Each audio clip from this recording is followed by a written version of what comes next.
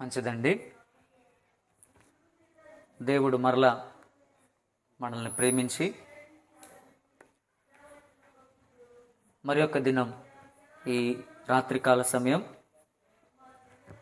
ఇటు రీతిగా మనల్ందరినీ కూడా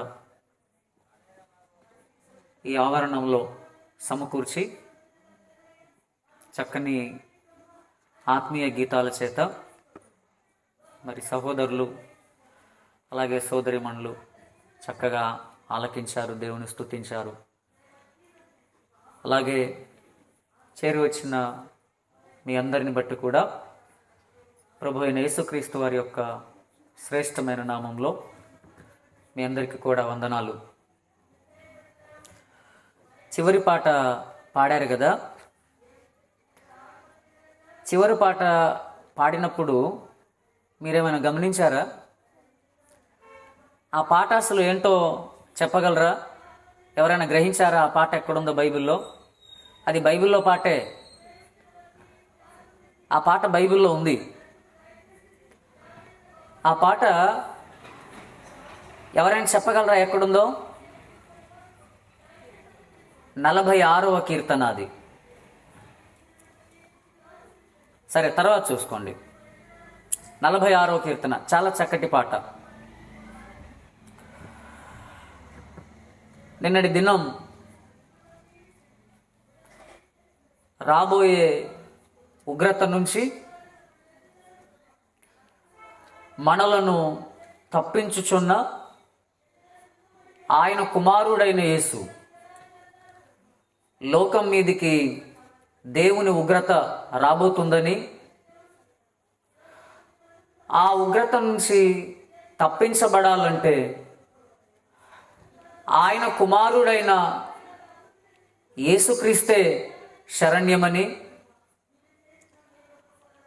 ఆ ఉగ్రత ఏ విధంగా వస్తుందో, ఆ ఉగ్రత రావడానికి ముందు ఎలాంటి సూచనలు కనబడతాయో అనేది నిన్నటి దినం రాత్రికాలం మనం చూసిన విషయం. రెండవ రాకడ సూచనల్లో కొన్ని సూచనలు మనం చూసాం. ఈ రాత్రి సరే, దేవుని ఉగ్రత రాబోతుంది. ఆ ఉగ్రత నుంచి మనం తప్పించబడాలి. మనుషులందరూ కూడా ఆ ఉగ్రత నుంచి తప్పించబడాలి. తప్పించబడాలంటే సిద్ధపాటు కలిగి ఉండాలి. సిద్ధపాటు లేకుండా తప్పించబడుట అనేది జరగని పని. మనం సిద్ధపడకుండా దేవుని ఉగ్రత నుంచి, ఆయన కోపం నుంచి తప్పించబడుట అనేది అది అసాధ్యమైన విషయం. సిద్ధపాటు అనేది మనకు కావలసింది. ఇప్పుడు సిద్ధపాటు మనకు కావలసింది. దేవుని యొక్క సహాయం నిమిత్తము ఒక చిన్న ప్రార్థన చేసుకొని మన వాక్య భాగంలోనికి వెళ్దాం. ప్రియమైన మా కన్న తండ్రి, మహాఘనుడవైన మా దేవ, సర్వశక్తిమంతుడా, సకల ఆశీర్వాదములకు కారణభూతుడవైన మా తండ్రి, ఆకాశ మహాకాశములు పట్టజాలని మా గొప్ప దేవ, అనంత స్తోత్రార్హుడవైన మా తండ్రి, మీ కొందనాలు, స్తుతులు, స్తోత్రాలు. నాయనా, రాత్రి కాలమంతా మమ్మల్ని ప్రేమించి మరి ఒక దినం మా జీవితానికి అనుగ్రహించి మరొకసారి ఈ రాత్రికాల సమయంలో ఈ కూడిక ఇటు రీతిగా జరగడానికి మా పట్ల మీరు చూపించిన కృప కొరకై వందనాలు, స్తోత్రాలు. ఇంతవరకు నా తండ్రి నాయన ఈ మీటింగ్ను ప్రభా ప్రారంభ ప్రార్థనతో, అలాగే మీ బిడ్డల తండ్రి పాటలతో తండ్రి, ఇదిగో ప్రభా మీరు తోడుగా ఉండి నడిపించిన విధానాన్ని బట్టి వందనాలు, స్తోత్రాలు. మరొకసారి నా తండ్రి మీ పాద సన్నిధానంలోనికి వస్తున్నాం. నిలబడిన మీ దాసుడు ఒట్టివాడే, బలహీనుడే, ఎన్నికలేని వాడే. నాయన మీ దాసుడు ప్రభా మీ వాక్యమును ప్రకటించుచుండగా నా తండ్రి మీ సహాయమును దయచేయమని మిమ్మల్ని వేడుకుంటున్నాం. మీ ఆత్మచేత నింపి నా ప్రభువా మీ శక్తి కలిగిన మాటలు, మీ జీవం కలిగిన మాటలను మీ ప్రజలతో తండ్రి మీరు మాట్లాడమని, మీ ప్రజలకు అందించమని మిమ్మల్ని బ్రతిమలాడుకుంటున్నాం. ప్రతి విధమైన నా తండ్రి ఆటంకాలను దూరపరిచి మీ నామమునకు మహిమకరంగా జరిగించమని మిమ్మల్ని వేడుకుంటున్నాం. నాయన, ఈ వాక్యం ఎంతమంది అయితే వింటున్నారో, ఈ శబ్దయంత్రం ద్వారా నా తండ్రి ఎంతమంది బిడ్డలైతే ఆలకిస్తూ ఉన్నారో, సత్యాన్ని గ్రహించులాగున, వాస్తవాన్ని ఆలోచించులాగున ప్రభువా మీ సహాయమును దయచేయమని, వారి హృదయాలు కూడా తెరవమని మిమ్మల్ని వేడుకుంటున్నాం. నా తండ్రి, ప్రారంభం నుంచి ముగింపు వరకు మీ ఆత్మ సహాయమును తోడుగా ఉంచి నడిపించమని యేసుక్రీస్తు వారి మహోన్నతమైన నామంలో ఈ ప్రార్థన అడిగి వేడుకుంటున్నాను తండ్రి, ఆమెన్. ప్రభునందు ప్రియులారా, జూన్ నెల 8వ తారీఖు 2014 సంవత్సరం, జూన్ నెల 8వ తారీఖు 2014 సంవత్సరం ఒక కాలేజీకి చెందిన ఒక ఇంజనీరింగ్ కాలేజ్. అది ఇంజనీరింగ్ కాలేజీకి చెందిన చాలామంది పాపం స్టూడెంట్స్ అందరూ కూడా విహారయాత్రకు వెళ్ళారు, ఎక్స్కర్షన్కి వెళ్ళారు. వాళ్ళు హిమాచల్ ప్రదేశ్ వెళ్ళారు. హిమాచల్ ప్రదేశ్కు వెళ్ళి అక్కడ వాళ్ళు చూడవలసిన ఆ ప్రదేశాలన్నీ కూడా చూసి, ఆ తర్వాత వాళ్ళు ఒక డ్యామ్ దగ్గరికి వెళ్ళారు, ఒక నది పరివాహక ప్రాంతానికి వెళ్ళారు. డ్యామ్ కొద్దిగా దూరంలో ఉంది. వీళ్ళు కరెక్ట్గా ఆ నది పరివాహక ప్రాంతంలో, ఆ నదిలో మామూలుగా నీళ్లు జస్ట్ కొద్దిగా ఉన్నాయి. సరదాగా ఆ నదిలోనికి దిగారు. నదిలోనికి దిగితే అలా ఆడుకుంటున్నారు నదిలో చక్కగా. సడన్గా నీళ్ల ప్రవాహం ఒకేసారి వచ్చింది. ఒకేసారి నీటి ప్రవాహం వచ్చినప్పుడు వీళ్ళు ఏం చేయాలో అర్థం కాక కొంతమంది బయటపడిన వాళ్ళు బయటపడ్డారు. సుమారుగా 24 మంది ఇంజనీరింగ్ స్టూడెంట్స్ వాళ్ళు మునిగిపోయి చచ్చిపోయారు, కొట్టుకుపోయారు.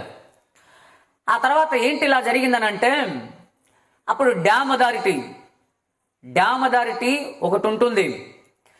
డ్యామ్ అథారిటీ వాళ్ళు, ఆ డ్యామ్కు సంబంధించిన అధికార యంత్రాంగం వాళ్ళు ఏం చేస్తారంటే, మేము ఆల్రెడీ వార్నింగ్ అలారం ఇచ్చామండి, వార్నింగ్ అలారం ఇచ్చిన తర్వాతే మేము వాటర్ రిలీజ్ చేశాము, మరి వాళ్ళు పట్టించుకోలేదేమో అని వాళ్ళు చెప్పారు. ఏదైనా సరే ఒక డ్యామ్ ఉందనుకోండి, అది నాగార్జున సాగర్ డ్యామ్ కావచ్చు, శ్రీశైలం డ్యామ్ కావచ్చు, మన విజయవాడ దగ్గరది ప్రకాశం బ్యారేజ్ కావచ్చు. సడన్గా ఆ డ్యాము నుంచి నీళ్లను కిందకు వదిలేటప్పుడు ముందుగా హెచ్చరిక వార్నింగ్ అలారం ఇస్తారు. అంటే సైరన్ మోగిస్తారు. దాదాపు 3-4 కిలోమీటర్లు వినబడే విధంగా ఒక హెచ్చరిక నాదం సైరన్ను మోగిస్తారు. ఎందుకనంటే ఆ సైరన్ వినబడినప్పుడు ఆ నది పరివాహక ప్రాంతంలో ఉన్న వాళ్ళు అలర్ట్ అయిపోవాలి, నదిలో ఎవడు కూడా ఉండొద్దు. ఎందుకనంటే ఆ హెచ్చరిక నాదం ఏమి చెప్తుందనంటే, నీళ్లు వదిలిపెడుతున్నాము, నదిలో ఎవరు కూడా ఉండకుండా జాగ్రత్త పడండి. ఆ సైరన్ మోగించిన తర్వాత కూడా సుమారుగా 1-2 గంటలు టైం ఇస్తారు. ఎందుకనంటే ఎవరైనా ఏదైనా పనిలో ఏమైనా ఉంటే వాళ్ళు వెంటనే బయటకు రాలేరు కాబట్టి కనీసం 1-2 గంటల సమయం ఇస్తారు సైరన్ మోగిన తర్వాత. ఆ తర్వాత ఆ సైరన్ మోగించిన తర్వాత ఆ డ్యామ్కు సంబంధించిన ఎగ్జిక్యూటివ్ ఇంజనీర్ ఉంటాడు. ఆ ఇంజనీర్ కూడా వెంటనే ప్రెస్ కాన్ఫరెన్స్లో కూడా మాట్లాడతాడు, ఆ మెసేజ్లు పంపిస్తాడు, డ్యామ్లో నుంచి నీళ్లు వదులుతున్నాము జాగ్రత్త అని చెప్పేసి. ఈ హెచ్చరిక, ఈ మెసేజ్లు, తర్వాత ఈ అలారం సిస్టమ్, ఇదంతా ఏంటో తెలుసా? మీరు గనక నదిలో నుంచి మేము నీళ్లు వదిలిపెడుతున్నాము, మీరు గనక ఈ హెచ్చరికను గనక పట్టించుకోకపోతే మీరు చచ్చిపోవడం ఖాయం, మీరు కొట్టుకొని పోవడం ఖాయం అని దాని అర్థం. అలాగే యేసుక్రీస్తు ప్రభువారు కూడా తన రెండో రాకడ విషయమై ఆ సూచనల్లో మనకు కనిపించేది ఏంటంటే వార్నింగ్ అలారమ్స్, హెచ్చరిక నాదం, వార్నింగ్ సైరన్స్, హెచ్చరిక శబ్దం మనకు నెరవేరుతున్న సూచనల ద్వారా మనకు కూడా ఒక హెచ్చరిక నాదం వినిపిస్తుంది. మనకు కూడా అలర్ట్గా ఉండండి, అప్రమత్తంగా ఉండండి, జాగ్రత్తగా ఉండండి, సూచనలు నెరవేరుతున్నప్పుడు జాగ్రత్తగా ఉండండి, సమయం ఇంకా ఎక్కువ లేదు అని నెరవేరుతున్న సూచనల ద్వారా సందేశం అనేది, హెచ్చరిక సందేశం అనేది చాలా స్పష్టంగా దేవుడు మనకు చూపిస్తూ ఉన్నాడు. ఎలాగైతే డ్యాము దగ్గర నుంచి వచ్చే ఆ వార్నింగ్ అలారం, ఆ హెచ్చరిక నాదాన్ని చెవిన పెట్టకపోతే ఎలాగైతే కొట్టుకొని పోతారో, అలాగే దేవుడు చూపిస్తున్న ఈ సూచనలు కూడా మనం మన చెవిన పెట్టకుండా మనం కూడా నిర్లక్ష్యంగా జీవిస్తే మన జీవితాలు కూడా అంతే, మన జీవితాలు కూడా అంతే. అందుకోసం నిన్నటి దినాన మనం చూసాం, రాబోయే ఉగ్రత నుంచి, 1 తెస్సలోనిక 1 అధ్యాయం 10వ వచనంలో, రాబోయే ఉగ్రత నుంచి మనలను తప్పించుచున్న ఆయన కుమారుడైన యేసు, ఆయన కోసం ఎదురు చూడడానికే మీరు దేవుని వైపుకు తిరిగారు లోకంలో నుంచి అని. అసలు దేవుని వైపుకు మనం ఎందుకు తిరగాలో, దేవునిని ఈ లోకంలో ఎందుకు మనం కలిగి ఉండాలో, యేసుక్రీస్తు ప్రభువారి యొక్క ఆవశ్యకత అసలు ఈ లోకానికి ఏంటో, ఈ ప్రజలకేంటో అనేది చాలా స్పష్టంగా ఆ 10వ వచనంలో దేవుడు మనకు రాయించాడు. ప్రియులారా, ఆలోచించండి. ఉగ్రత రావడానికి సమీపముగా ఉన్న దినాలు, దేవుని ఉగ్రత లోకం మీద కుమ్మరించబడడానికి చాలా చాలా చాలా చాలా స్పీడ్గా, చాలా వేగంగా పరిగెడుతున్న దినాలు.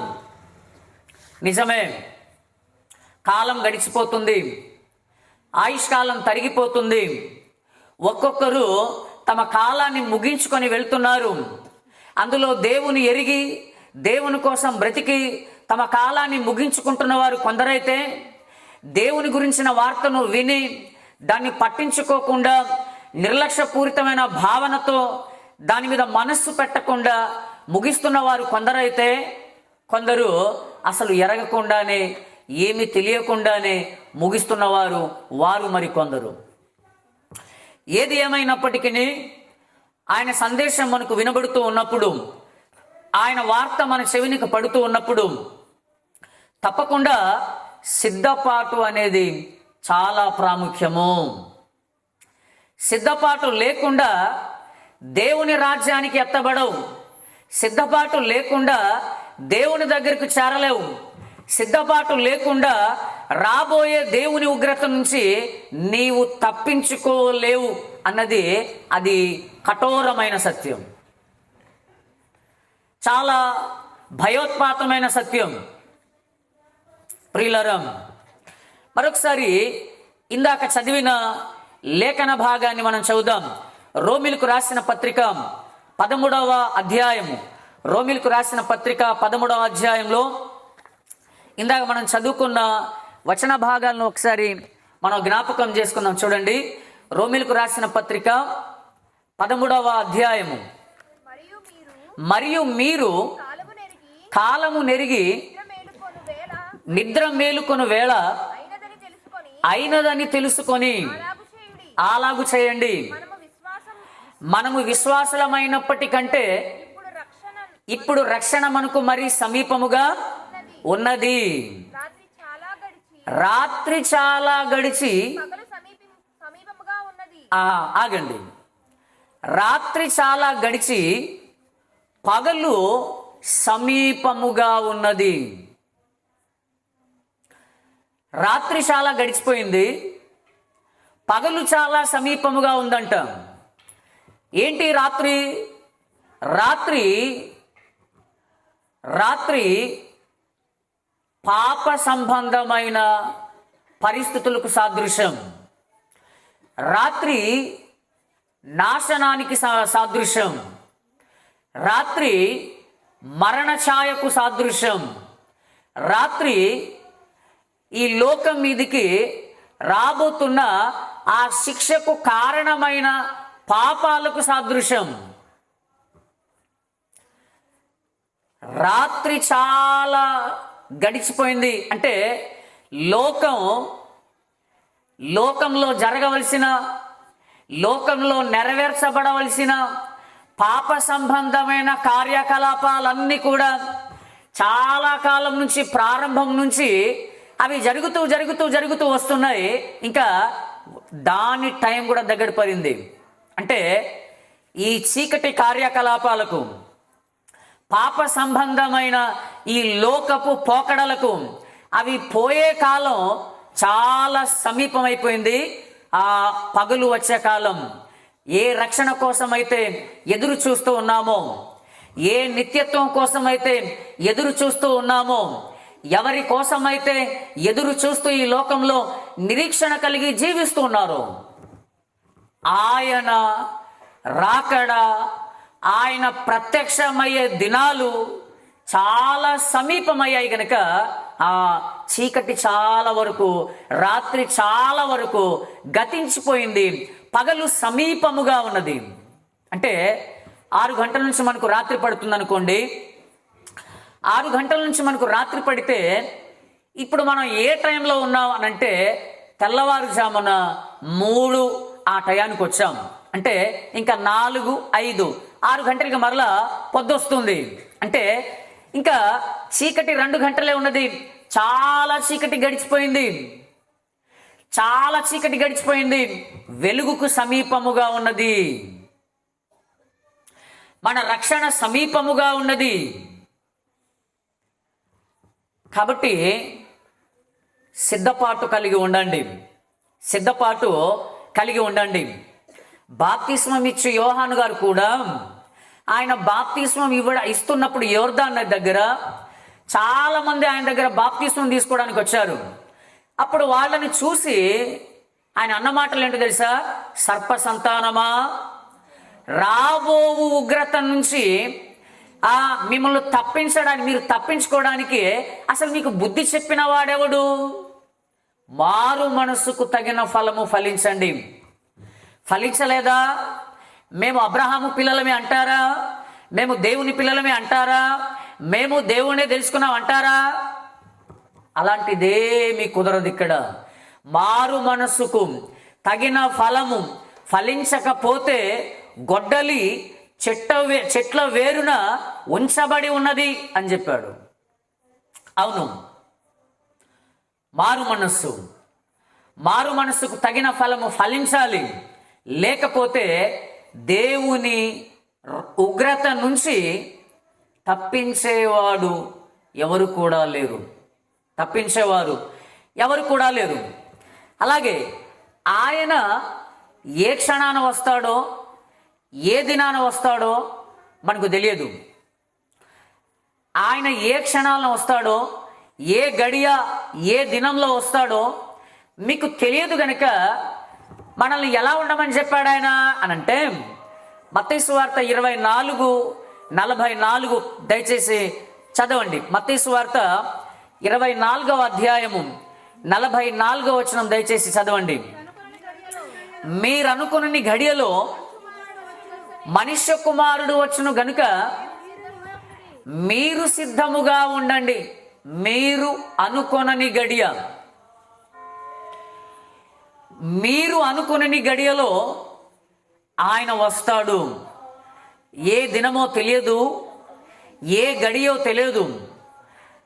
అది మనం అనుకొనని గడియ, మనము ఊహించని గడియ.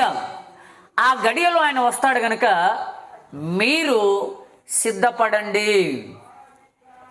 మీరు సిద్ధపడి ఉండండి. మీరు మెలకువ కలిగి ఉండండి. అంటే మనము ఆయన దగ్గరికి ఎత్తబడటమా, లేదా అందరూ ఎత్తబడినప్పుడు మంచివాళ్ళు, నీతిమంతులు, దేవుని కోసం యథార్థంగా, నీతిగా, భక్తిగా జీవించిన వారు ఎత్తబడినప్పుడు మనము ఎత్తబడటమా లేదా విడిచిపెట్టబడటమా అనేది మన సిద్ధపాటు కలిగిన జీవితాల మీద ఆధారపడి ఉంది. కాబట్టి సిద్ధపాటును నిర్లక్ష్యం చేశారా, దేవుని ఉగ్రతను తప్పించుకోలేరు. దేవుని ఉగ్రతను తప్పించుకోవాలా, అయితే సిద్ధపడండి, అయితే సిద్ధపాటు కలిగి ఉండాలి. ప్రియులారా, ఈ సిద్ధపాటు గురించి యేసుక్రీస్తు ప్రభువారు ఆయన రెండవసారి కొండ మీద ప్రసంగంలో, ఆయన కొండ మీద ప్రసంగం చేసినప్పుడు రెండవసారి ప్రసంగం, ఆయన ఒక ఉపమానాన్ని చెప్పాడు. మత్తయి సువార్త 25:1-13 మీరు రాసుకోండి, చదవలసిన అవసరం లేదు. మత్తయి సువార్త 25వ అధ్యాయము 1-13 వచనాల్లో యేసుక్రీస్తు ప్రభువారు సిద్ధపాటుకు సంబంధించి ఒక ఉపమానాన్ని చెప్పాడు. అదేంటనంటే, పెండ్లి కుమారుణ్ణి ఎదుర్కోవడానికి 10 మంది కన్యకులు వచ్చారు. అందులో 5 బుద్ధి కలిగిన వారు, 5 బుద్ధి లేనివారు. 5 బుద్ధి కలిగిన వారు, 5 బుద్ధి లేని కన్యకులు. ఈ 10 మంది కూడా రాబోతున్న పెండ్లి కుమారుణ్ణి ఎదుర్కోవడానికే వచ్చారు. ఈ 10 మంది దగ్గర కూడా దివిటీలు ఉన్నాయి. ఈ 10 మంది దగ్గర కూడా వీళ్ళు కూడా రాత్రంతా వాళ్ళు ఎదురు చూశారు. ఈ 10 మంది కూడా పెండ్లి కుమారుని రాకడ ఆలస్యం అయిపోతుందేమో అని ఈ 10 మంది కూడా నిద్రించారు. పెండ్లి కుమారుని యొక్క స్వరం వినబడింది. ఈ 10 మంది కూడా లేచారు.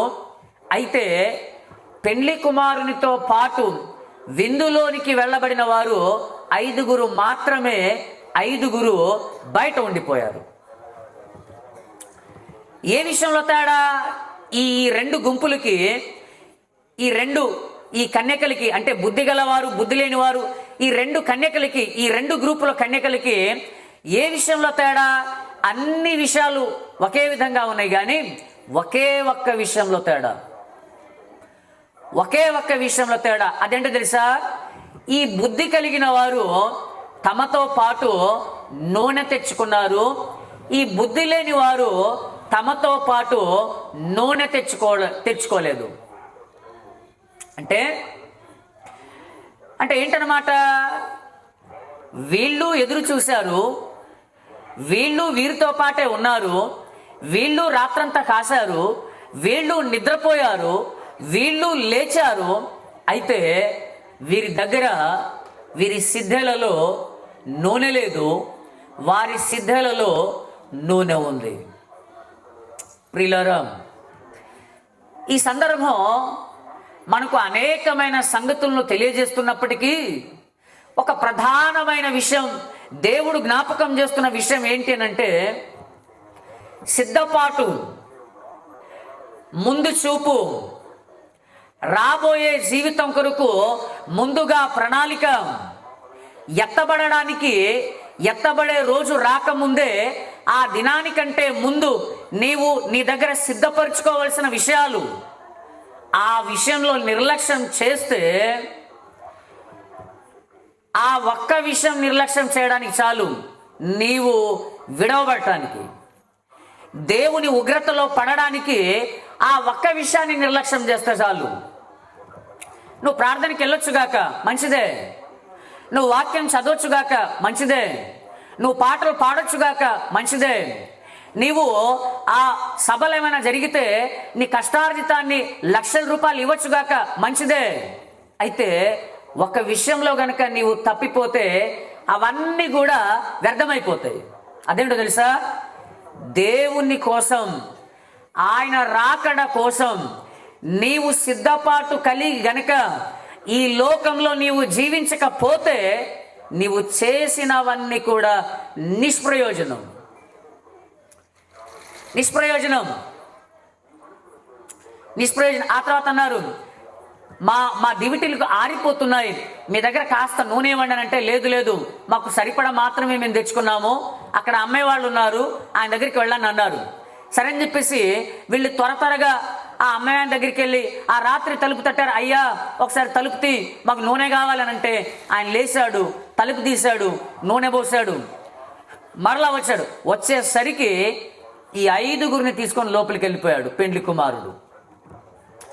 అప్పుడు వచ్చి మరలా తలుపు తట్టారు.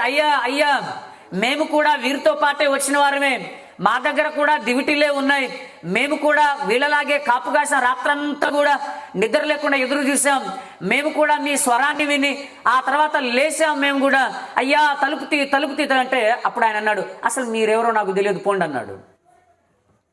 అయ్యో పాపం, వీళ్ళు కూడా వీళ్ళతో పాటు వచ్చారే, వీళ్ళు కూడా వీళ్ళతో పాటే రాత్రంతా ఉన్నారే, వీళ్ళు కూడా వీళ్ళతో పాటే నా స్వరాన్ని విని లేచారే, కాబట్టి పోన్లే ఒక్క నూనె తెచ్చుకోలేదు కదా అని చెప్పేసి వచ్చేయండి అని అనలే. దేవుడు రాజీ పడని విషయాలు ఉంటాయి. మనుషులంగా మనం ఏం చేస్తాం, పోన్లే ఏమైంది వచ్చేయండి అంటాం. కానీ దేవుడు అలా కాదు. దేవుడు రాజీ పడని విషయాల్లో మనుషుడు రాజీ కుదర్చడానికి ప్రయత్నం చేయొద్దు. రాజీ కుదర్చలేడు మనిషి. ప్రియులారా, ఆలోచించండి. ఈ రాత్రి సరి అయిన సిద్ధపాటు క్రైస్తవ విశ్వాస జీవితానికి చాలా ప్రాముఖ్యమైనది. మరీ ముఖ్యంగా ఈ కాలానికి మరీ చాలా ప్రాముఖ్యమైనది. ఎందుకనంటే రాత్రి చాలా గడిచిపోయింది, పగలు మనకు సమీపముగా ఉన్నది. పగలు మనకు చాలా సమీపముగా ఉన్నది. అయితే మనం సిద్ధపాటు కలిగి ఉండాలి.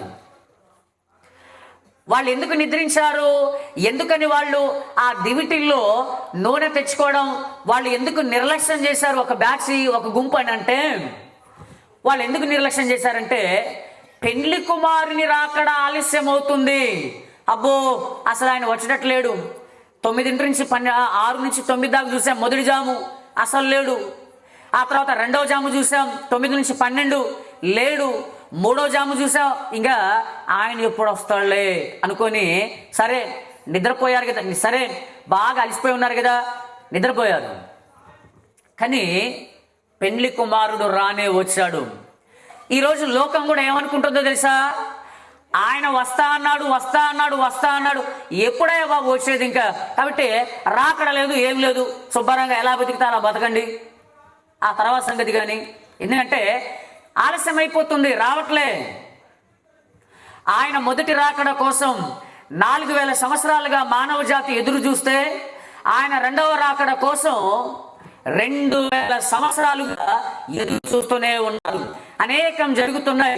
అక్కడ అయిందని అంటున్నారు, ఇక్కడ అది జరిగింది అంటున్నారు, అక్కడ యుద్ధం అంటున్నారు, ఇక్కడ భూకంపం అంటున్నారు, అది అయిన తర్వాత అని అంటున్నాడు. కానీ ఎన్ని యుద్ధాలు అయిపోయినాయి, ఎన్ని భూకంపాలు అయిపోయినాయి, ఎన్ని కరువులు అయిపోయినాయి, ఎంత అక్రమం విస్తరిస్తుంది, అయినా రావట్లేదంటే ఇంకేం వస్తాడు అని అంటే, పెండ్లి కుమారుని రాకడ ఆలస్యమైపోతుంది అని నేటి ఈ మనుషులు కూడా అలాగే రాకడలేదు ఏం లేదు అంత అవుతుందే. అవును, వాళ్ళు కూడా అలాగనే అనుకున్నారు. పెండ్లి కుమారుని రాకడ ఆలస్యం అయిపోతుంది గనక ఎలా వెళ్ళినా ఎలాగ ఉన్నా పర్వాలేదులే అనుకున్నారు. కానీ అక్కడ ఏమన్నాడు తెలుసా, మీరనుకుని గడియలో ఆయన వస్తాడు. అన్ని మనం అనుకుంటున్నప్పుడే జరిగితే అసలు దేవుడు ఎందుకని ఇంకా. ఇప్పుడు నాకు రేపు పొద్దున్నే 1,00,000 రూపాయలు కావాలి అని రాత్రి అనుకున్నా, పొద్దునే నాకు 1,00,000 రూపాయలు వచ్చాయి. మరలా నేను అనుకున్నాను ఫలానా ఎగ్జామ్ రాస్తున్నాను, ఆ ఎగ్జామ్లో ఖచ్చితంగా 150 మార్కులు కాబట్టి ఖచ్చితంగా 140 మార్కులు రావాలనుకున్నాను, 140 వచ్చేసింది. అన్నీ నేను అనుకుంటున్నట్లుగానే జరిగిపోతుంది. ఇంకా దేవుడితో పని, ఇంకా దేవుడు ఎందుకు మనకు? అందుకోసమే అన్ని మనం అనుకుంటున్నట్లు జరగవు. కొన్నిసార్లు మనం ఒకటి అనుకుంటాం, అది వేరేది మరొకటైంది. కొన్నిసార్లు మనం ఒక ప్లాన్ వేస్తాం, ఒక ప్రణాళిక వేస్తాం, అదంతా ఫెయిల్ అయిపోతుంది. అది కొన్నిసార్లు మనం ఇలా చేయాలని అనుకోం, కానీ ఏదో పైపైన చేసేస్తాం, అది సక్సెస్ అయిపోయింది. అది అలాగే ఆయన రాకడ కూడా మీరు మనము అనుకున్నది గడియ. ఆ గడియకు ముందు ఎలా ఉంటుందో నిన్నటి దినం చూసాం. ఈ రాత్రి చూడండి, మనము సిద్ధపడాలి. మనము సిద్ధపడాలి. ఎలాగ సిద్ధపడాలి చూద్దాం. కొన్ని విషయాలు చూద్దాం. ఎలాగ సిద్ధపడాలో, మనం ఎలాగ సిద్ధపాటు కలిగి ఈ లోకంలో జీవించాలో చూడండి. సిద్ధపాటులో మొదటి భాగం కొలస్సీలకు రాసిన పత్రిక 3వ అధ్యాయము.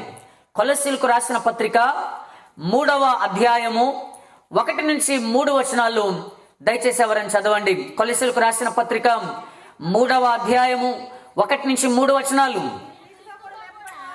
మీరు క్రీస్తుతో కూడా లేపబడిన వారైతే పైనున్న వాటినే వెదకండి, అక్కడ క్రీస్తు దేవుని కుడి పార్శ్వమున కూర్చొని ఉన్నాడు.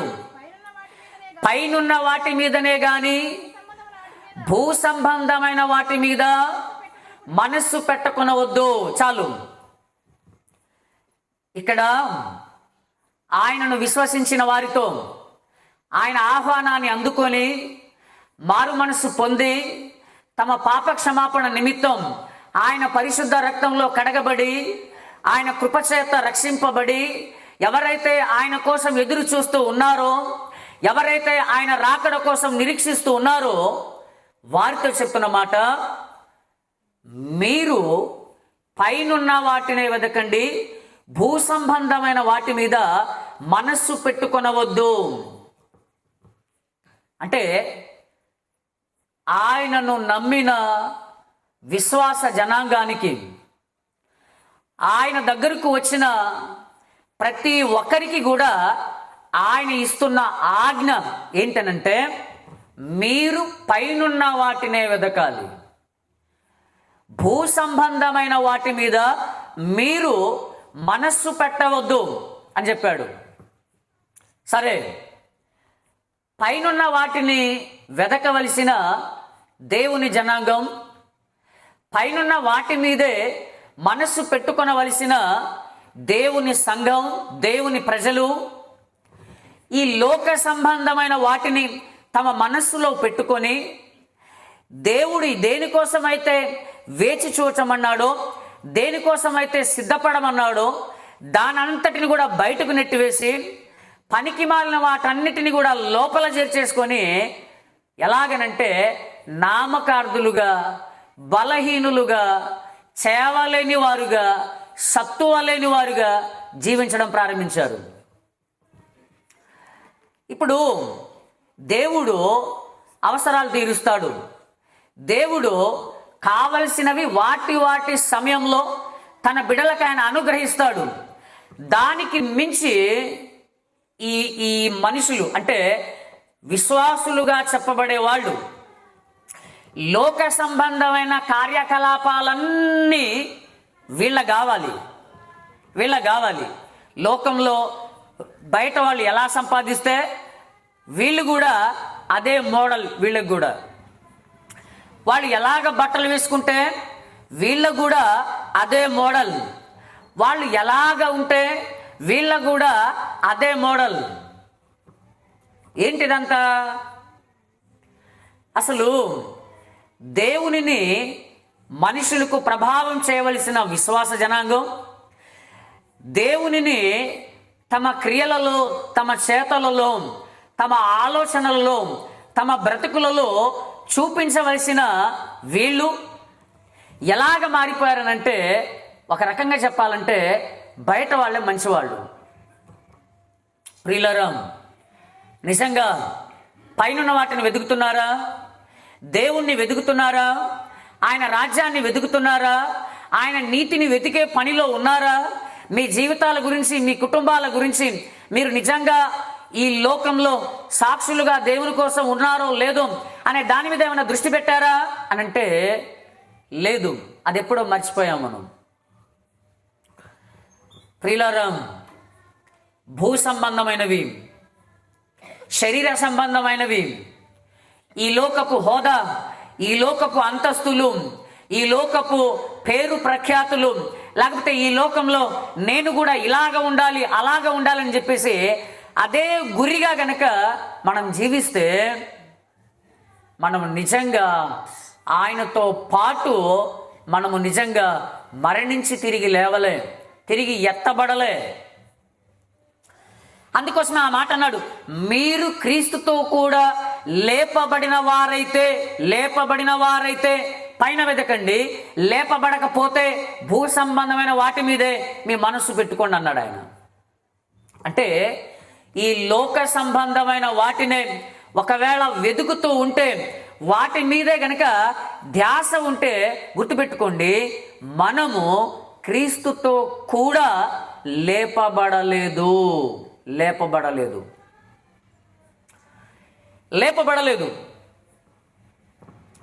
అలాగే చూడండి, మొదటి యోహాను పత్రిక, యోహాను గారు వ్రాసిన మొదటి పత్రిక 2వ అధ్యాయము 15 నుంచి 17 వచనాల్లో ఈ లోకమునైనను లోకములో ఉన్న వాటినైనను ప్రేమించకండి. ఎందుకంటే లోకంలో ఉన్నదంతా నేత్రాశ, శరీరాశ, జీవపు డంబం. అంటే ఈ లోకాన్ని ప్రేమించకండి, లోకంలో ఉన్న వాటిని ప్రేమించకండి అంటే అర్థం ఏంటి? మనుషులను ద్వేషించమని కాదు. దాని అర్థం ఏంటనంటే లోకంలో ఉండే పోకడ, లోకంలో ఉండే దేవునికి వ్యతిరేకమైన జరుగుతున్న కార్యకలాపాలు, లోకంలో ఉండే దేవునికి వ్యతిరేకమైన, దేవుణ్ణి నిన్ను దూరం చేసే ఆ విషయాలు, సంగతులు, వాటి మీద నీవు దృష్టి పెట్టవద్దు, వాటిని నీవు ప్రేమించవద్దు. ఎందుకంటే లోకంలో ఉన్నది నేత్రాశ, శరీరాశ, జీవపు డంబం. అంటే కన్నుతో చూసింది ప్రతిది కూడా కావాలనుకోవడం.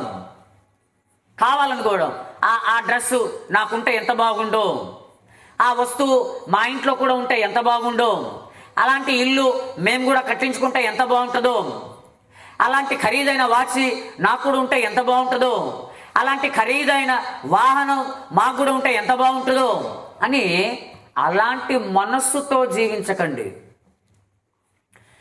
అలాంటి బ్రతుకుతో జీవించకండి. అది దేవునికి విరోధమైన మనస్సు. అది దేవుడు నీకేమిచ్చాడో ఆ ఇచ్చిన దానితో తృప్తిపడి ఆయన కోసం చూడండి, ఆయన కోసం బ్రతకండి.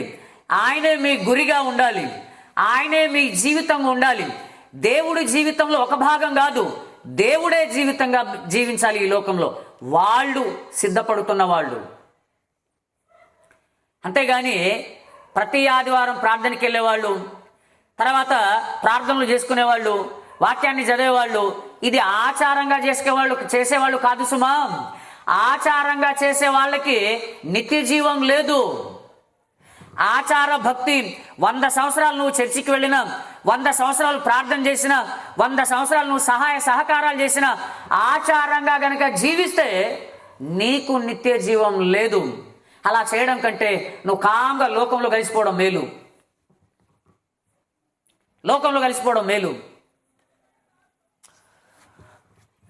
లోకాన్ని, లోకంలో ఉన్న వాటిని ప్రేమించకండి. కింద చెప్తాడు, ఎందుకనంటే లోకము యొక్క ఆశ గతించిపోవుచున్నది. లోకము యొక్క ఆశ గతించిపోవుచున్నది. లోకం గతించిపోవుచున్నది అంటే నాశనమైపోచున్నది లోకం. లోకం యొక్క నాశనం ఆల్రెడీ ప్రారంభమైంది, అది కొనసాగుతూ ఉంది, అది కంటిన్యూషన్లో ఉంది, అది పాస్డ్ అవే. లోకం గతించిపోతుంది, లోకం చచ్చిపోతుంది, లోకం నాశనం కావడానికి రెడీగా ఉంది. అందుకోసం నాశనమైపోయే లోకంలో, గతించిపోయే లోకంలో లోక సంబంధమైన వాటిని ఎలాగ ప్రేమిస్తారు, ఎలాగా వాటి కోసం జీవిస్తారు అలాగా? నిజంగా లోకంలో ఉండే చాలా పెద్ద పెద్ద వాళ్ళు ఉన్నారు చూడండి, ప్రముఖులు ఉన్నారు చూడండి, వాళ్ళు మనకంటే చాలా తెలివిగలవాడు ఒక విషయంలో. ఏంటో తెలుసా? వాళ్ళకి తెలుసు ఈ భూమి ఎక్కువ కాలం ఉండదని. ఈ భూమి ఎక్కువ కాలం ఉండదు అనే సంగతి వాళ్ళకు తెలిసిపోయింది. అందుకోసం ఈ మధ్య ఏం చేస్తున్నారో తెలుసా? న్యూజిలాండ్ ప్రాంతంలో భూగర్భ స్వరంగాలు అంటే భూమి లోపల పెద్ద పెద్ద భవనాలు కట్టుకుంటున్నారు. భూమి లోపల దాన్ని అనువైన ప్రదేశంగా న్యూజిలాండ్ని సెలెక్ట్ చేసుకున్నారు. అమెరికాలో కొంత భాగము, తర్వాత న్యూజిలాండ్లో కొంత భాగము, హవాయి ద్వీపంలో కొంత భాగము. వాళ్ళు భూమి లోపల స్వరంగాలు త్రవ్వి అందులో పెద్ద పెద్ద భవనాలు కట్టి లోపల చాలా విశాలమైన బంకర్స్ లాంటి భవనాల లోపల కట్టించుకుంటున్నారు. ఎందుకో తెలుసా? వాళ్ళకి అర్థమైపోయింది ఈ భూమి ఎక్కువ కాలం ఉండదు, ఈ దేశాలు ఎక్కువ కాలం ఉండదు అని చెప్పేసి. మనకు న్యూజిలాండ్ అయితే చాలా సేఫ్, అక్కడ ఆటం బాంబులు కానీ, అక్కడ యుద్ధాలు కానీ, అక్కడ ఏది కూడా సరిగా ఉండదు కాబట్టి అక్కడికి వెళ్ళిపోదామని చెప్పేసి అందరూ కూడా అక్కడికి వెళ్ళిపోతున్నారు. అమెజాన్ ఆయన కానీ, గూగుల్ ఆయన కానీ, మైక్రోసాఫ్ట్ ఆయన కానీ, ఫేస్బుక్ ఆయన కానీ, వీళ్ళందరూ కూడా శుభ్రంగా అక్కడ కట్టించుకుంటున్నారంట. డొనాల్డ్ ట్రంప్ గారి వాళ్ళ కూతురు కానీ వీళ్ళందరూ కూడా ఆ మొత్తం సైడ్గా వాళ్ళ ప్లాన్లు వాళ్ళు చేసుకుంటున్నారు. ఎందుకు చంద్రమండలం మీదకి వెళ్తున్నారు? ఎందుకు అక్కడ గాలి వాతావరణం కోసం ఎందుకు అంతంత డబ్బులు ఖర్చు పెట్టి అక్కడ ప్రయత్నాలు చేస్తున్నారు? ఎందుకు తెలుసా? ఈ భూమి ఎక్కువ కాలం ఉండదు అనే సంగతి వాళ్లకు తెలుసు. వాళ్లకు తెలుసు. విషయం ఏంటంటే ఈ సంగతి మొదటగా క్రైస్తవుడికి తెలియాలి. క్రైస్తవుడు తెలియాలి ఈ సంగతి. ఒరే, అసలు ఈ భూమి ఈ లోకము ఎక్కువ కాలం ఉండదు కాబట్టి దీనికోసం కాదు మనం జీవించేది, వీటి కోసం కాదు మనం ఎదురు చూడవలసింది అని మనం చెప్పవలసింది పోయి వాళ్ళు చూడండి, వాళ్ళు లోక సంబంధములు అయినా వాళ్లకు ఈ విషయంలో చాలా జ్ఞానవంతులే వాళ్ళు. ప్రియులారా, లోకము యొక్క ఆశ గతించిపోవచ్చున్నది. తినేది అంతా కూడా చెడిపోయిందే తింటున్నాం. త్రాగేదంతా కూడా చెడిపోయింది, కంటామినేటెడే, అంత చెడిపోయిందే త్రాగుతున్నాం. పీల్చేదంతా కూడా చెడిపోయింది, అది చెడిపోయిన దాన్నే పీలుస్తున్నాం. మనం అనుకుంటున్నాము చాలా ఆరోగ్యకరమైనవి తింటున్నాం అనుకుంటున్నాం. మన భ్రమాది. రోజుకి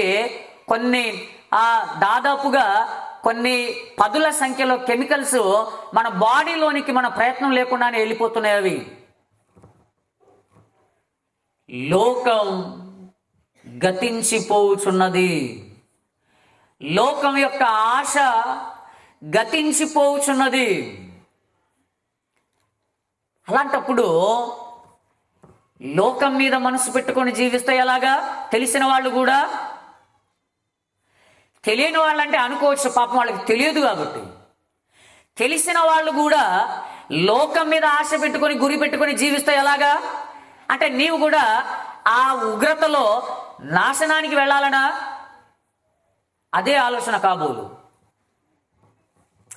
ఇర్మియా గ్రంథము 45వ అధ్యాయం. ఇర్మియా గ్రంథము 45వ అధ్యాయము 4-5 వచనాలు చూడండి ప్రియులారా. నీవు అతనికి ఈ మాట తెలియజేయము, నేను కట్టిన దానినే నేను పడగొట్టుచున్నాను, నేను నాటిన దానినే పెళ్ళగించుచున్నాను, సర్వభూమిని గూర్చి ఈ మాట చెప్పుచున్నాను. నీ నిమిత్తము నీవు గొప్ప వాటిని వెతుకుచున్నావా? వెతకవద్దు. నేను సర్వ శరీరుల మీదకి కీడు రప్పించుచున్నాను. అయితే నీవు వెళ్ళు స్థలములన్నిటిలో దోపుడు సొమ్ము దొరికినట్లుగా నీ ప్రాణాన్ని నీకు ఇస్తున్నాను. ఇదే యెహోవా వాక్కు. నేను నాటిన, నేను కట్టిన భూమిని నేను పెళ్లగించే దినాలు వస్తున్నాయి, తీసివేయబోతున్నాను. కాబట్టి నీ గురించి నువ్వు గొప్ప వాటిని వెతుకుచున్నావా? వెతకొద్దు అన్నాడు ఆయన. ఎందుకంటే అసలు భూమి మొత్తాన్ని తీసివేయడానికి సిద్ధమైపోయా. అలాంటప్పుడు భూమి మీద దేన్ని వెతుకుతావు? ఉండదుగా. కాబట్టి నీ నిమిత్తం నీవు గొప్ప వాటిని వెతకవద్దు. అయితే నీవు వెళ్ళే ప్రతి చోటల్లో కూడా దోపుడు సొమ్ముగా నీ ప్రాణాన్ని నేను నీకు ఇస్తున్నాను, దాంతో నువ్వు సంతృప్తి పడి అన్నాడు దేవుడు. నిజమే. నిన్నే చాలా భయంకరమైన విమాన ప్రమాదం దక్షిణ కొరియాలో కదా, 179 మంది పాపం విమానాలు ఎక్కారు. సుమారుగా ఆ లోపల సిబ్బందితో కలిపి మొత్తం 181 మంది చాలా సంతోషంగా విమానాలు ఎక్కేశారు. చాలా తమ వాళ్ళకి ఫోన్లు చేసుకున్నారు, ఫ్లైట్ ఎక్కేసాం, మళ్ళీ దిగిపోతాం మేమని చెప్పేసి. కానీ ఆ ల్యాండింగ్ గేర్లో దాంట్లో సమస్య వచ్చేసి పైకి ఎగరవలసింది ఎగరలేదు. అది ఆ రన్వే మీద అలాగే స్పీడ్గా వెళ్ళి ముందున్న గోడను ఢీకొట్టేసింది, మొత్తం బ్లాస్ట్ అయిపోయింది. విమానం అలా ఎక్కారు, అలా మంటల్లో కాలి బూడిదైపోయారు. కానీ ఇక్కడ వాక్యం ఉంది, నీవు వెళ్ళే ప్రతి చోటల్లా దోపుడు సొమ్ము దొరికినట్లుగా నీ ప్రాణాన్ని నేను ఇస్తున్నాను, నీ నిమిత్తం నీవు గొప్ప వాటిని వెతకవద్దు అని చెప్పాడు. కాబట్టి ప్రియులారా, సిద్ధపాటులో మొదటి విషయం అదేంటనంటే, నీవు నిజంగా క్రీస్తుతో లేపబడిన వాడవైతే, నీవు నిజంగా క్రీస్తుతో లేపబడిన వారు అయితే నీవు నీ ధ్యాస, నీ మనసు ఉంచవలసింది పరలోక సంబంధమైన విషయాల మీద. ఆయన రాజ్యము, ఆయన నీతి, భక్తి జీవితము, పరిశుద్ధత, విశ్వాసము, వాటి మీద కదా నీ మనసు ఉండవలసింది. ఇది మొదటి విషయం. రెండవది చూడండి, రెండవది మన సిద్ధపాటులో రెండవ విషయం, 2వ పేతురు పత్రిక, పేతురు గారు రాసిన 2వ పత్రిక 3వ అధ్యాయము, పేతురు గారు రాసిన 2వ పత్రిక 3వ అధ్యాయము 11 నుంచి 13 వచనాలు చూడండి. ఇవన్నీ ఇట్లు లయమైపోవునవి గనుక ఆకాశములు రవులుకొని లయమైపోవునట్టు పంచభూతములు మహావేంద్రముతో కరిగిపోవునట్టు దేవుని దినపు రాకడ కొరకు కనిపెట్టుచు దానిని ఆశతో అపేక్షించుచు మీరు పరిశుద్ధమైన ప్రవర్తనతోను భక్తితోను ఎంతో జాగ్రత్త గలవారై ఉండవలెను. ఎంతో జాగ్రత్త గలవారై ఉండవలెను. మీరు భక్తి గలవారై, భక్తి అంటే ఏంటి? పొద్దున లేచి ప్రార్థన చేయడమా? భక్తి అంటే ఏంటి? పొద్దున లేచి కళ్ళు తెరిచిన తర్వాత ఏదో తూతూ మంత్రంగా ఒక అధ్యాయాన్ని, ఒక వచనాన్ని అలా చదివేసి అలా మరలా మంత్రోచ్చాటన చేసినట్టుగా అలా పక్కన పెట్టేసి నీ పనులు నువ్వు కొనసాగిపోవడమా? భక్తి అంటే ఏంటి? ఆదివారం ఆరాధనకు వెళ్ళడమా? ఇవి భక్తిలో భాగాలు. భక్తి అంటే ఇవే కాదు. భక్తిలో భాగాలు ప్రార్థన చేయడం ఒక భాగం, భక్తిలో భాగం వాక్యం చదవడం ఒక భాగం, భక్తిలో భాగం ఆరాధనకి వెళ్ళడం ఒక భాగం. అయితే భక్తి అంటే ఏంటో తెలుసా? నీవు ఏ వాక్యాన్ని అయితే చదువుతున్నావో, ఏ వాక్యాన్ని అయితే వింటున్నావో, ఏ స్థలానికైతే ఆరాధనకి వెళ్తున్నావో అక్కడ ఆ దేవుని, ఆ దైవజనుని, దాసుని ద్వారా ఏ వాక్యమైతే అక్కడ వినబడుతుందో దాని పోలికలోనికి నీ జీవితం మార్చబడడమే భక్తి. అంటే వాక్యములో ఏదైతే చేయమని ఉందో అది చేయడం, వాక్యంలో ఏదైతే నిషేధించబడినవో అది చేయకపోవడం, వాక్యం యొక్క పోలిక, దేవుని యొక్క సారూప్యంలోనికి నీ జీవితం మార్చబడడమే భక్తి. దేవుని యొక్క వాక్య పోలికలోనికి మీ జీవితాలు మార్చబడినంత కాలం మీరు ప్రార్థనకు వెళ్ళినా, వాక్యాన్ని చదివినా ప్రార్థన చేసినా మీకు భక్తి ఉన్నట్టు కాదు.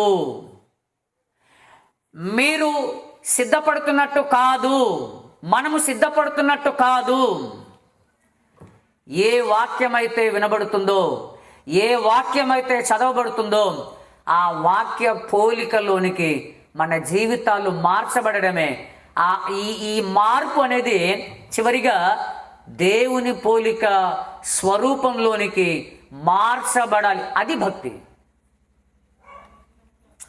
అప్పుడు ఇక్కడ చెప్పాడు, మీరు భక్తి గలవారై పరిశుద్ధమైన ప్రవర్తన అంటే నీ మాటల్లో కానీ, నీ చూపుల్లో కానీ, నీ ఆలోచనలో కానీ, నీ నడవడికలో కానీ ఎక్కడా కూడా దేవునికి వ్యతిరేకమైనవి కనిపించడానికి వీల్లేదు.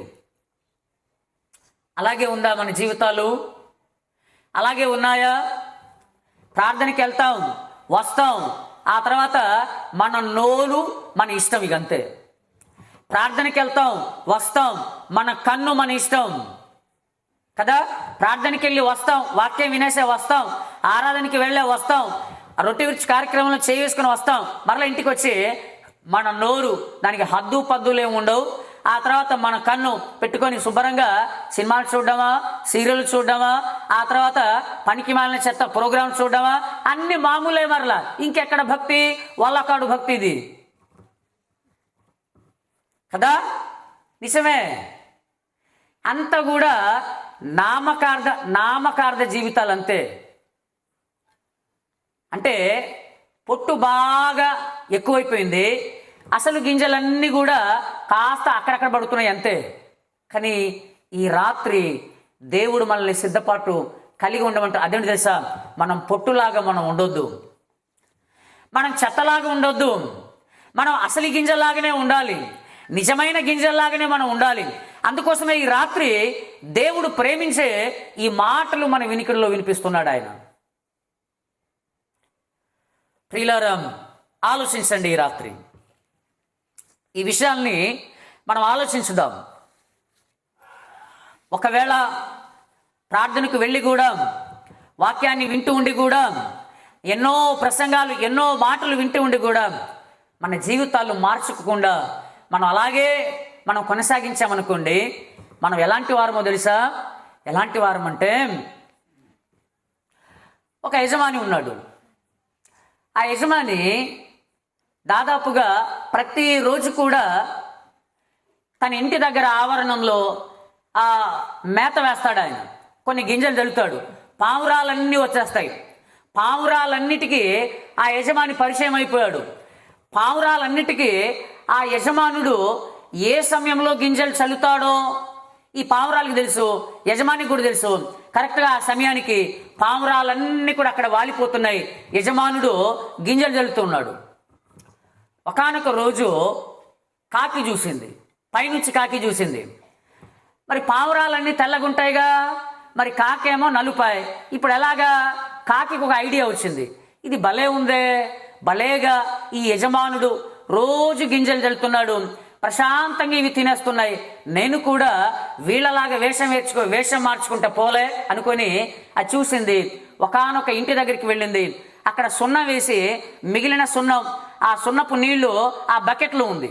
ఈ కాకి లోపలికి వెళ్ళి శుభ్రంగా ఆ సున్నపు నీళ్ళు మొత్తం దొర్లింది. అటు ఇటు దొర్లేసరికి కాకి కూడా తెల్లగైపోయింది. ఇక అనుకుంది, భలేగా వచ్చింది ఐడియా, భలేగా ఉందని చెప్పేసి శుభ్రంగా ఈ కాకి కూడా ఈ తెల్ల పావురాలతో జాయిన్ అయిపోయింది. రోజు కాకి కూడా వస్తుంది, తింటుంది, వెళ్ళిపోతుంది. కాకి అనుకున్నది, భలే ఉంది జీవితం అనుకుంది. ఒకానొక రోజు మరలా అలవాటుగా యజమానుడు వేస్తున్నాడు. ఆ పావురాలన్నీ వచ్చాయి. ఈ నల్లకాకి, తెల్ల రంగు వేసుకున్న నల్లకాకి, ఈ నల్లకాకి కూడా లోపలికి వచ్చేసింది. కరెక్ట్గా ముసురు పట్టింది, వర్షం పడడం స్టార్ట్ అయింది. మరి కాకి కదా, పక్షులు కదా, వర్షం పడితే నా రంగు వెలిసిపోతుంది అనే తెలివి ఉండదుగా వీటికి. ఇప్పుడు శుభ్రంగా తింటుంది, అది మర్చిపోయింది. వర్షం పడుతుంది, నా రంగు వెలిసిపోయిద్ది కదా, ఆ సంగతి మర్చిపోయింది. ప్రశాంతంగా తింటుంది, రంగంతా వెలిసిపోయింది. యజమానుడు చూశాడు, ఈ దొంగ కాకి ఈ ఈ పావురాల గుంపులో వచ్చిందని చెప్పేసి కర్ర పట్టుకుని ఈసిరాడు, దెబ్బకి చచ్చి ఊరుకుంది కాకి కదా. నేటి క్రైస్తవ విశ్వాస జీవితాలు కూడా ఇదే.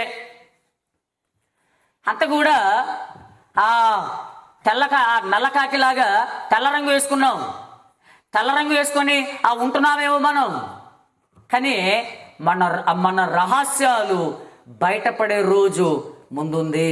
అప్పుడు ఎవరు అసలి, ఎవరు నకిలీ, ఎవరు గోధుమ, ఎవరు గురుగు అనేది బయటపడిపోయింది. అప్పుడు ఎవరు సిద్ధపాటు కలిగి ఉన్నారో, ఎవరు సిద్ధపాటు లేకుండా జీవిస్తూ ఉన్నారో, సిద్ధపడే వాళ్ళు ఎత్తబడినప్పుడు సిద్ధపడిన గుంపు అంతా కూడా కిందకు విడిచిపెట్టబడి అప్పుడు అర్థమైంది, ఇంతకాలం మనం కూడా ప్రార్థనకి వెళ్ళాంగా, ఇంతకాలం అమ్మా నువ్వు కూడా వెళ్ళావుగా, నువ్వు నాలాంటి దానివేనా, నువ్వు కూడా వెళ్ళావుగా, నువ్వు నాలాంటి వాడివేనా, నిన్నేదో చాలా భక్తి పరుణ్ అనుకున్నాను, నువ్వేదో చాలా భక్తిదానం అనుకున్నాను, మన ఇద్దరం కూడా దొందే కదా. ప్రియులారా,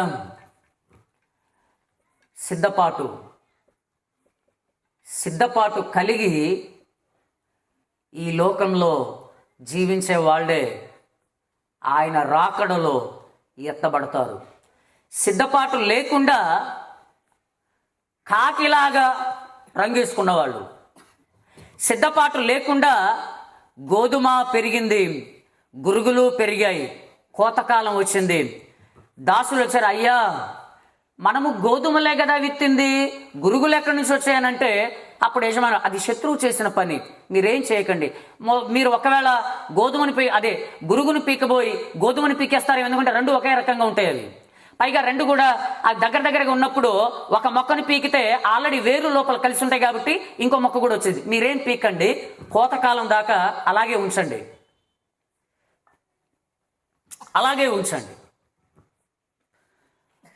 అంటే మనం నీతిగా జీవించడం, మనం సిద్ధపాటు కలిగి జీవించడం, మన ఆత్మీయ స్థితిని గుర్తెరిగి మనం జీవించడం, మనల్ని మనం పరీక్షించుకుంటూ జీవించడం ఎంత ప్రాముఖ్యమో తెలుసా ఈ దినాలు. కానీ ఇవేమి కూడా గుర్తుకు లేవు. ఆశీర్వాదాలు, స్వస్థతలు, కోర్టు సమస్యలు, పిల్లలు పుట్టట్లేదు, లేకపోతే మా ఇంట్లో సమస్యలు, దీనికోసం ప్రార్థన చేస్తారా, దానికోసం ప్రార్థన చేస్తారా, చేయొచ్చు, తప్పులేదు. కానీ అసలు ఇదిగా నీకు కావాల్సింది? కోర్టు సమస్య తీరకపోయినా చస్తావుగా ఏదో ఒక రోజు కదా, స్వస్థత వచ్చినా రాకపోయినా ఏదో ఒక రోజు ముగింపు ఉందిగా. అసలైంది ఏంటో దాని మీద మనసు పెట్టండి, ఏది ప్రాముఖ్యమో దాని మీద మనసు పెట్టండి.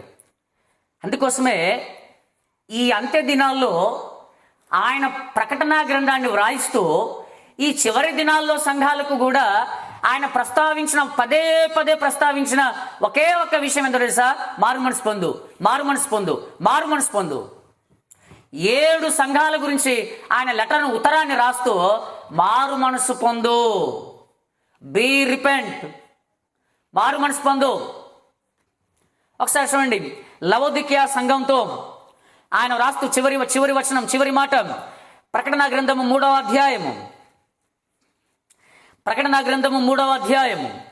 14 నుంచి 17 వచనాలు చూడండి ప్రియులారా, దయచేసి చదవండి.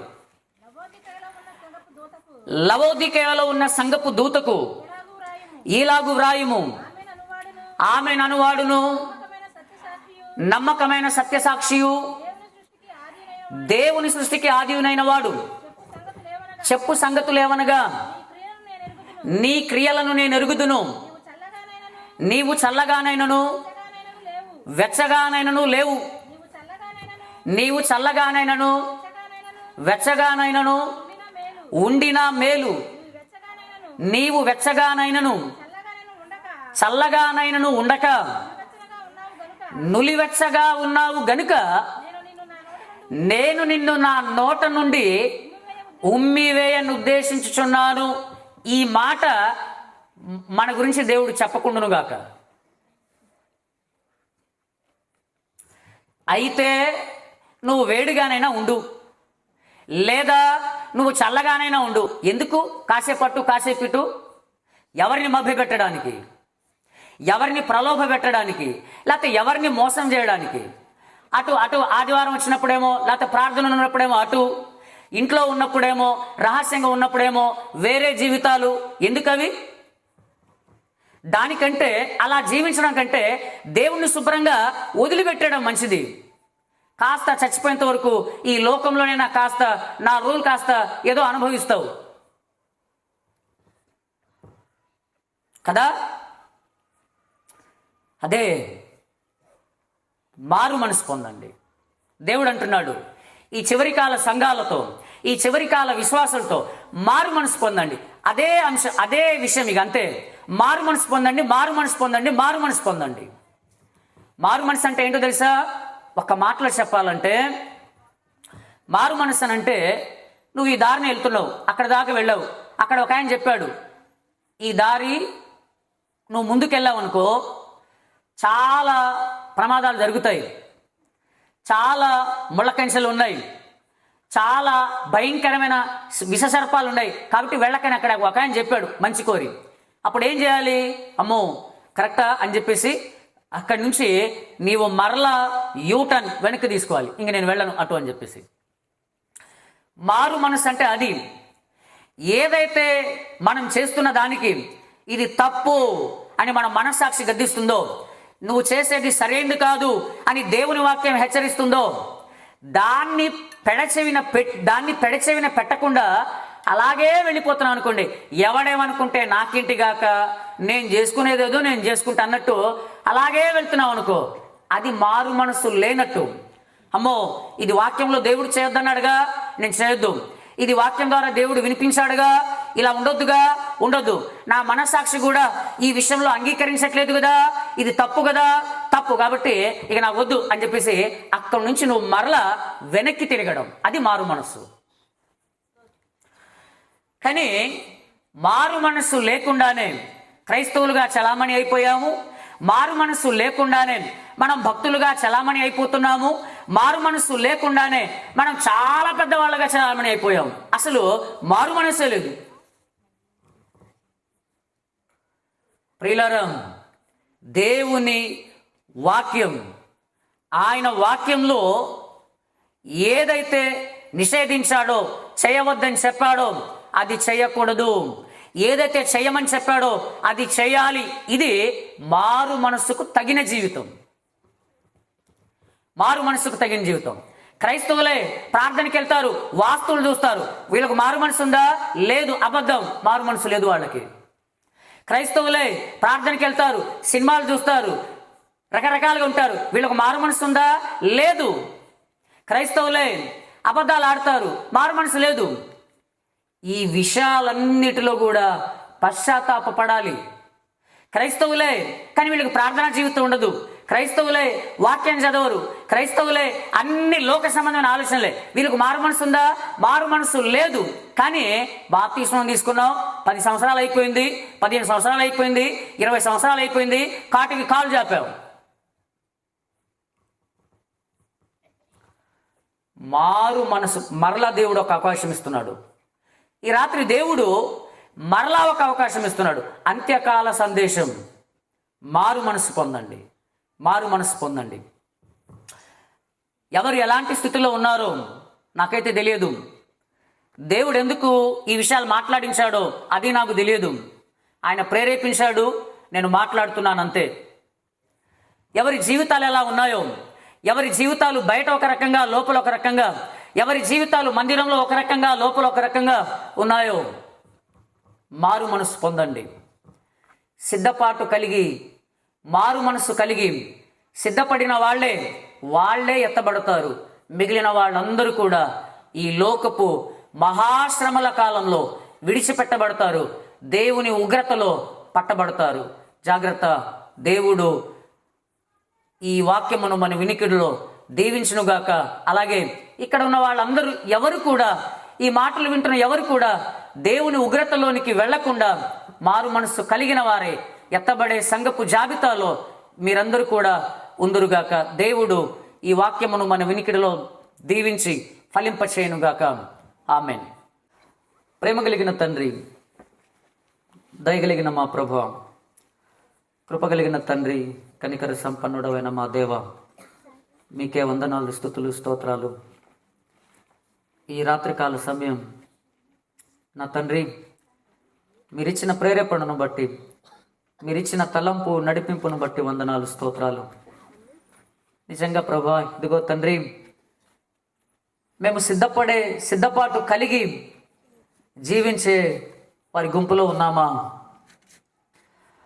లేదా బయట ఒక రకంగా లోపల ఒక రకంగా మా జీవితాలు మేము కలిగి జీవిస్తూ ఉన్నామా? ఈ రాత్రికాలం నా తండ్రి, మీ ప్రజలతో మీరు సూటిగా మాట్లాడినందుకు వందనాలు, స్తోత్రాలు సమర్పించుకుంటున్నాం. మారు మనసు లేకుండానే ఇంతకాలం మా క్రైస్తవ జీవితాన్ని, ప్రభువా, విశ్వాస జీవితాన్ని కొనసాగిస్తూ రక్షించబడ్డాము అనే భ్రమలో ఉన్నారేమో. నాయనా, మీ వాక్యం సెలవిస్తుంది, మారు మనస్సు పొందుము, లేని ఎడల నేను నీ యొద్దకు వచ్చి నీకు కలిగిన వాటన్నిటిని తీసివేస్తా అని చెప్తున్నాడు. దేవా, మీ ప్రజల హృదయాలు మీరు ఎరిగిన వారు, మీ ప్రజలను జ్ఞాపకం చేసుకోమని మిమ్మల్ని వేడుకొంచున్నాం. నా తండ్రి, మీ ప్రజలకు మారు మనస్సును దయచేయండి. నిజముగా సిద్ధపడిన వారుగా ఈ లోకంలో మీకోసం జీవించగలిగే భాగ్యము దయచేయండి. నమ్మకస్తులుగా, యథార్థవంతులుగా నాయనా ఈ లోకంలో మీ కొరకు బ్రతకగలిగే భాగ్యము దయచేయండి. రాబోయే కాలంలో తండ్రి, నాయనా సంఘం ఎత్తబడినప్పుడు ఎత్తబడే వారి జాబితాలో నాయనా మీ ప్రజలు ఉండులాగున సహాయం దయచేయండి. దేవా, ఈ రాత్రికాలం, నిన్నటి దినం, ఈ రాత్రికాలం మీరు జరిగించిన ప్రభువా ఈ మీటింగ్స్ను బట్టి వందనాలు, స్తోత్రాలు సమర్పించుకుంటున్నాం. నిర్వహించిన ప్రభువా మీ బిడ్డలను కూడా దీవించండి, సంఘాన్ని కూడా దీవించమని మిమ్మల్ని వేడుకొంచున్నాం. నాయన నా తండ్రి, నాయన ఈ మీటింగ్స్లో నాయన ప్రత్యక్షంగాను పరోక్షంగాను సహాయ సహకారాలు అందించిన ప్రతి బిడ్డను కూడా నాయన దీవించి బలపరచమని వేడుకుంటున్నాం. నాయన అలాగే ఈ గ్రామాన్ని జ్ఞాపకం చేసుకోండి. గ్రామంలో ఉన్న నాయకులు, పెద్దలు వారందరినీ కూడా నాయన జ్ఞాపకం చేసుకోండి. వారి కుటుంబాలను కూడా దీవించండి. అలాగే ఈ గ్రామంలో ఉన్న తండ్రి సంఘాలు, నాయన మీ సేవకులు, నాయన వారి పరిచర్లను కూడా దీవించి ఆశీర్వదించమని మిమ్మల్ని వేడుకొంచున్నాం. నాయన ఈ సంవత్సర కాలం అంతా కూడా మమ్మల్ని కనికరించి కాపాడి మీ రెక్కల చాటున భద్రపరిచి నాయన మా ఆయుష్కాలాన్ని పొడిగించి నాయన ఇదిగో తండ్రి మరి యొక్క నూతనమైన సంవత్సరంలోనికి నాయన మీ చిత్తమైతే మమ్మల్ని అందరినీ కూడా తీసుకొని వెళ్తున్నందుకు కూడా వందనాలు, స్తుతులు, స్తోత్రాలు సమర్పించుకుంటున్నాం.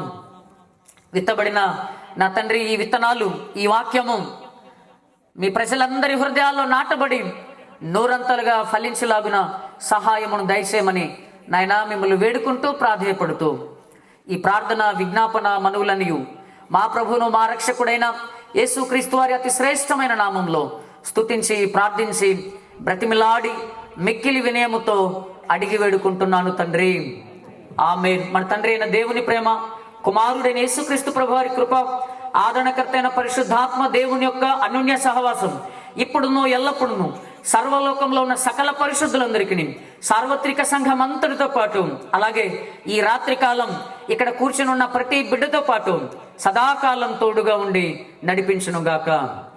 ఆమేన్, ఆమేన్.